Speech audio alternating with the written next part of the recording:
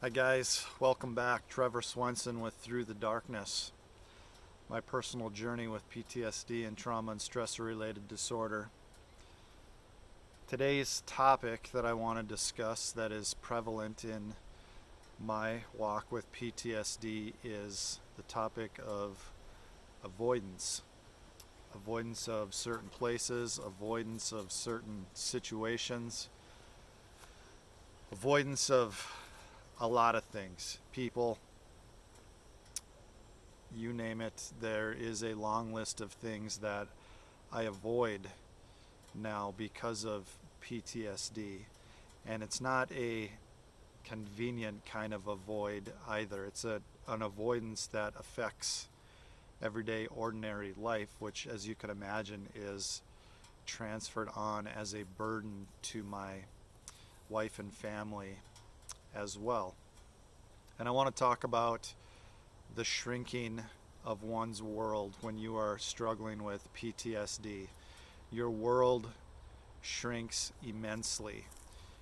And one of the sad things about your world shrinking is that there are a lot of ordinary life experiences that a lot of people would find exciting, enjoyable, and normal that are no longer that for you once you have developed post-traumatic stress disorder. And the problem with the avoidance cycle is the avoidance cycle is driven for me in hypervigilance, in anxiety, and in fear. And all of them are very unhealthy. And so if there is a situation that I avoid, which there are a lot of them that I do, what do you think the first thing I do at the end of the day as I recount my actions for the day and I have avoidance in it?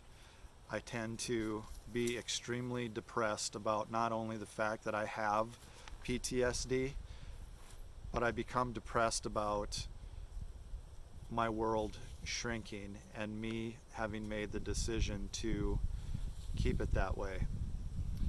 And as I've talked numerous times about being patient and being kind and being compassionate with yourself, this is one of those situations where you need to heed that advice.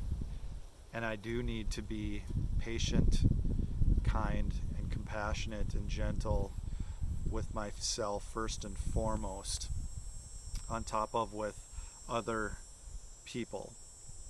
Now, there are some areas of my life that my world has not shrunk at all. In fact, the areas that have not been affected by PTSD, actually, I find joy in doing things that maybe a lot of people wouldn't do out of fear. I've talked about one of them in prior episodes, which is night swimming and doing long swims at night.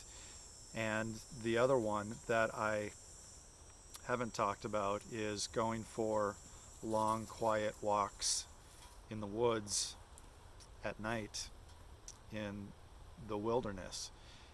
And when you think about the way a person without PTSD would look at those situations, there are two ends of the spectrum. There is the night swim, and then there is the wading calf deep in the shallow water in the sunshine during the daytime.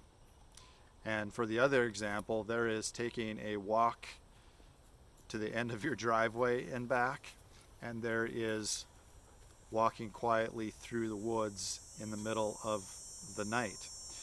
And as I look at my struggle with PTSD, I'm in the shallow, calf deep water in a lot of my life because of PTSD. Take something like a haircut, for instance.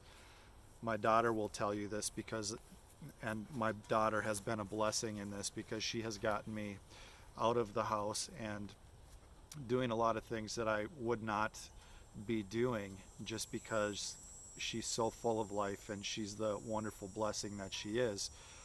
but we will go and drive by the place to get a haircut. And if it's busy, and if there's a wait, and if there's a lot of people involved in this situation, I just completely avoid it. Whereas with most people, it's no big deal whatsoever. But for me, it's a big deal. Going to a big retailer, for instance, there have been many times where me, my daughter, and my dog Murphy, who happens to be wandering around here in and out of the show, we'll take a look at the situation, and if it's too busy, if it's too chaotic, we will choose to pass. Now, what I have learned for myself is that taking that opportunity to take it to the level of swimming at night when it comes to the visit at Walmart means my dog is going to get vested up, and we are going to go into Walmart when it's busy, and we are going to walk up and down the aisles, and we are going to make an afternoon of it and check out whatever other retailer it might be. And it builds little tiny blocks of confidence when you are dealing with a world that is so shrunken because of fear and anxiety, and because of depression, and because of triggers, and because of whatever it might be. Your world shrinks. My world has shrunk with PTSD, so much so that my family and close friends and the doctors and therapists that are helping me know that I essentially exist in one of two places. That's where I'll be, because right now there are too many things going on with med changes, with dealing with very, very high emotions, dealing with deep depression, dealing with anxiety. There are only a couple of places and a couple of situations where I can seem to get away from that and have some semblance of calm and quiet, and my world has shrunk. It doesn't look like it looks to a normal person, or a person that does not have PTSD. For instance, going to a dance recital for my daughter where everybody's there, let's say 1,500 parents.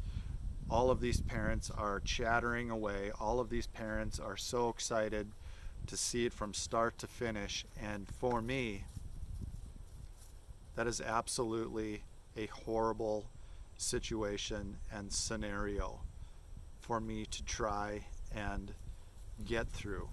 That is exactly how I can describe how your world shrinks. The comfort of just living day to day shrinks when you are battling PTSD, because you are so driven by fear and anxiety, and your brain has been conditioned that is your surrounding, is danger. And so when you do find a place of solitude, comfort, and quiet, why wouldn't you want to not leave that particular place? So it's almost fell over there. It's a very interesting dynamic, the avoidance and the shrinking world of PTSD, that I continue to work on a daily basis. And one of the things that brings me calm, and I haven't used this for a long time, this perfect gem that I know and I believe with all of my heart, that God looks at you regardless of how jacked up you think you are or how bad your situation is. God loves you whether you are in avoidance or anxiety or hypervigilance or have PTSD or are struggling with unresolved trauma. He looks at you for who He created you to be, which is perfect in His eyes. And I find a lot of peace and I find a lot of calm in knowing that as I work through the avoidance cycle and as I work through my world shrinking cycle and being okay with that, I find a lot of peace and solace in that.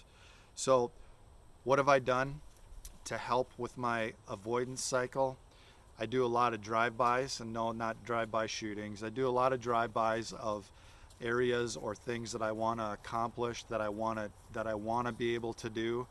I have gradual exposure for myself to these things that are stimulating to me, and I utilize my dog a lot.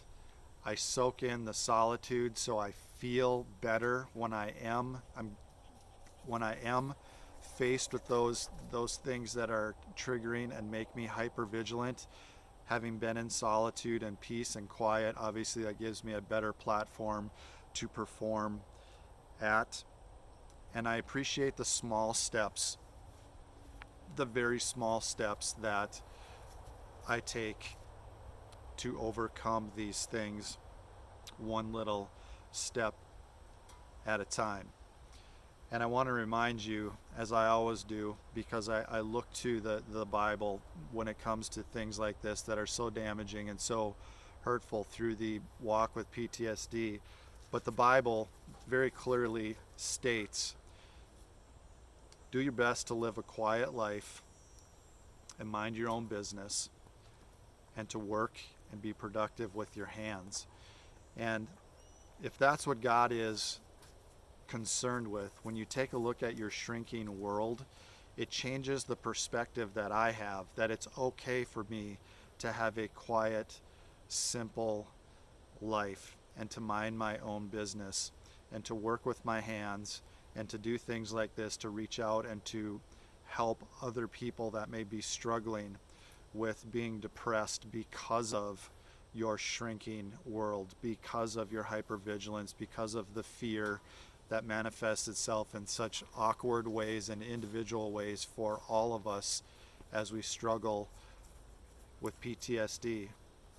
Just remember, you are deeply loved. Christ died for you. Christ died for you